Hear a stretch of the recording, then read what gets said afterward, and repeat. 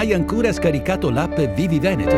La casa digitale dei Veneti oggi è ancora più utile, ancora più viva. Nuovi servizi di geolocalizzazione con mappe interattive, dove poter trovare eventi, percorsi turistici, itinerari per escursioni e strutture ricettive, tutte intorno a te.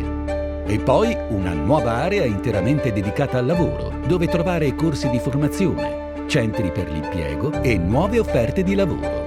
E ancora un nuovo servizio per rimanere sempre aggiornati su bandi, avvisi e concorsi della Regione del Veneto. Sei un cittadino celiaco?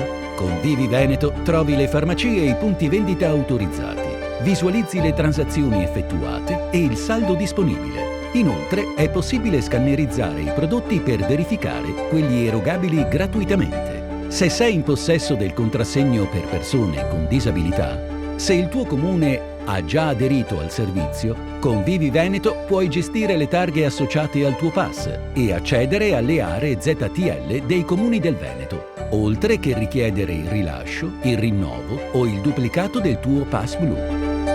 Infine, puoi trovare il pronto soccorso più vicino e verificare l'affluenza in tempo reale e il percorso migliore per raggiungerlo. Un servizio attivo per tutti i pronto soccorso nelle tue vicinanze. E queste sono solo le ultime novità. Vivi Veneto, i servizi pubblici digitali della Regione del Veneto in un'unica app. Oggi ancora più viva. Un mondo di servizi per il cittadino facile, semplice e gratuito.